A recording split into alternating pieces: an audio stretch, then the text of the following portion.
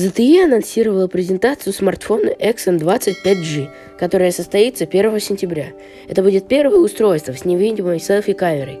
На тизере не видно каких-либо отверстий и вырезов. Помимо этого, было опубликовано еще одно изображение с Exynos 25G, на котором этот смартфон сравнивается с устройствами, использующими отверстия, вырезы или выезжающую фронтальную камеру. Технологии встраивания селфи-камеры под экран работают и другие производители, среди которых Oppo и Xiaomi. Судя по всему, ZTE первой сумела доработать это решение.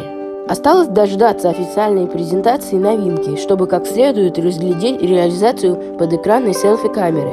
У ранних прототипов Oppo с подробным решением можно было разглядеть месторасположение фронтального объектива, если как следует приглядеться. Новая утечка указывает, что Apple планирует выпустить складной iPad в 2023 году. Помимо этого, были опубликованы характеристики неанонсированного гаджета. Информацию разместил инсайдер Комия, который специализируется на утечках по поводу Apple в своем твиттере. По его словам, Apple планирует выпустить складной iPad в 2023 году. Источник утечки сообщил, что устройство будет оснащено дисплеем микро-LED. Компания работает над этой технологией в течение нескольких лет. В утечке также упоминается, что в конструкции устройства не будут использоваться какие-либо петли. Фронтальная камера будет размещена под дисплеем, а датчик Touch ID будет основным средством защиты. Планшет, судя по информации, будет работать на 3-нанометровом чипе из серии А, в котором, скорее всего, будет A17 или A16X. Также сообщается о поддержке телефонных звонков и совместной работе с очками дополненной реальности Apple Glass, а также с VR-гарнитурой компании. Стоит отметить, что эта информация носит предварительный характер, и до 2023 года мы не получим много подробностей. Компании Apple, по всей видимости, понравилась идея выпуска устройств серии SE, недорогих, но с частично флагманскими характеристиками. Она уже продает iPhone SE, а в скором времени может предоставить Apple Watch SE. По данным инсайдера, известного в Твиттере под ником Комияки, в марте 2021 года Apple выпустит смарт-часы Apple Watch SE, которые будут внешне похожи на Apple Watch Series 3 и унаследуют часть их параметров. Полагается, что Apple сможет добиться снижения себестоимости устройств экономией на корпусе. Он будет выполнен из пластика, а не металла, или тем более керамики. В то же время часы получат новый процессор Apple S6 с чипом W5 и модулем Bluetooth 5.0. А объем памяти для хранения данных составит 16 гигабайт. Кроме того, колесико Digital Crown получит тактильную отдачу, как у Apple Watch Series 4. Одновременно с выпуском Apple Watch SE компания уберет из продажи Apple Watch Series 3, а стоимость часов в США составит $199 на уровне устаревшей модели. В скором времени компания Samsung представит удешевленную версию флагманского смартфона Galaxy S20. Она будет называться Galaxy S20 FE или Fan Edition. Инсайдер OnLeaks опубликовал рендеры этого устройства. Новинка будет стоить заметно дешевле, чем Galaxy S20, хотя он сохранит часть флагманских характеристик. Ожидается, что Galaxy S20 Fan Edition будет выпущен ограниченным тиражом не во всех странах. Его выпуск, по словам, состоится не ранее октября. Известно, что в Galaxy S20 Fan Edition используется флагманский процессор Snapdragon 865, AMOLED-экран диагональю 6,5 дюймов с частотой обновления 120 Гц, 6 гигабайт оперативной памяти и накопители объемом до 512 гигабайт. Корпус смартфона защищен от воды и пыли по стандарту IP68. Он пластиковый, но сохранил металлическую боковую рамку. Линейного выхода для наушников и коронок не предусмотрено. Музыку и аудиокниги можно слушать через Bluetooth или наушники с USB-C разъемом. Фронтальная камера 32 мегапикселя. Она размещена в небольшом вырезе в верхней части экрана. В основной камере используется 3 модуля. 12 мегапикселей основной, как в обычной модели Galaxy S20. 12 мегапикселей широкоугольный и 8-мегапиксельный телевик с трехкратным оптическим зумом.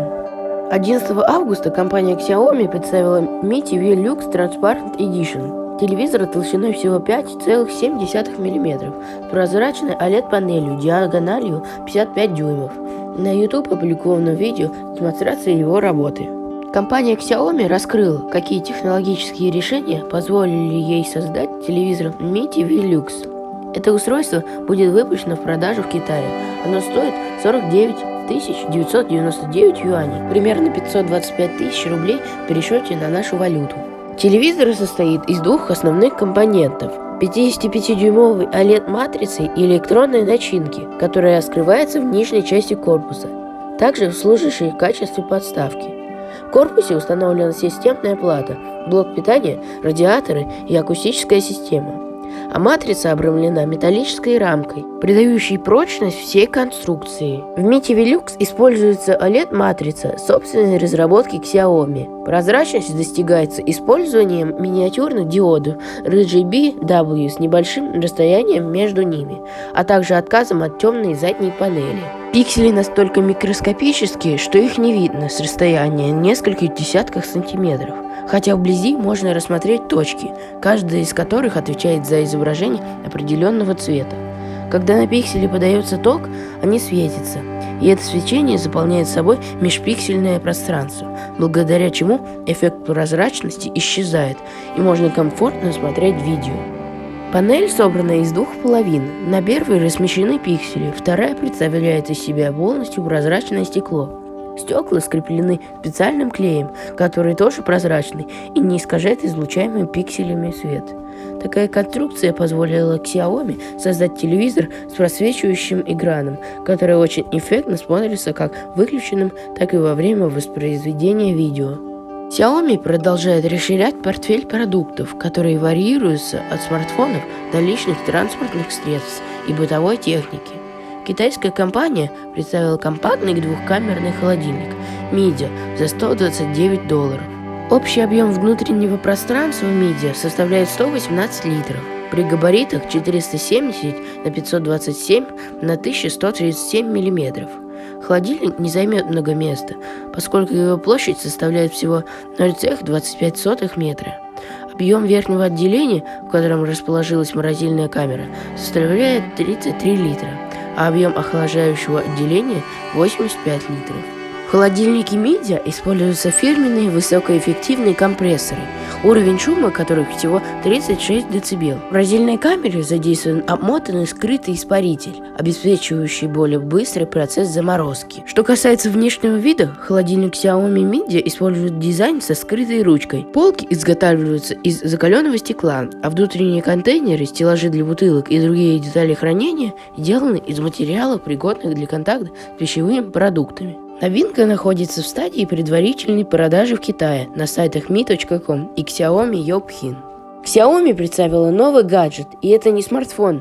Китайская компания выпустила защищенный фонарик Wiha с 3 режимами работы. У Xiaomi Wiha предусмотрены 3 варианта свечения: стандартный, ультрафиолетовый и лазерная указка. В стандартном режиме используются 2 светодиода с холодным свечением, максимальная дальность которого составляет 65 метров. Тыльный торец фонарика оснащен мощным магнитом, который позволяет фиксировать гаджет на металлических поверхностях. Эту возможность можно использовать при необходимости заглянуть под капот в темное время суток. Wiha изготавливается из прочного сплава, поэтому при необходимости с его помощью можно разбить прочное стекло, например, автомобильное. Фонарик защищен от воды по стандарту IPX4. Для его работы требуется 3 AAA батарейки. Стоимость новинки составляет около 2600 рублей по текущему курсу. Компания Huawei провела презентацию смарт-очков iWear 2. Они были разработаны в сотрудничестве с брендом Gentle Monster и выглядят довольно стильно. Будет доступно несколько моделей с разным дизайном оправы. Smart Mimo 2699 юаней, примерно 28 600 рублей. Smart Verona 2499 юаней, примерно 26 500 рублей. Smart Alio 2699 юаней, примерно 28 600 рублей. Smart Kato 2499 юаней, примерно 26 500 рублей. Оправа очков выполнена из алюминиевого сплава. Стекла могут быть с диоптриями, либо без них, а в заушнике встроены стереодинамики с диафрагмой 128 мм. Громкости 12 дБ хватит для того, чтобы звук слышал только тот, на кого надеты эти очки. На заушнике размещена сенсорная панель, с помощью которой можно принимать, завершать или отклонять звонки, вызывать голосового ассистента и управлять музыкальным воспроизведением. Зарядка производится через порт USB Type-C. А индикатор батареи размещен на мостике между линзами. В комплекте с iWear 2 поставляется кожаный чехол для переноски, зарядное устройство и кабель. Будут ли эти очки продаваться в других странах за пределами Китая, пока неизвестно. И всем пока!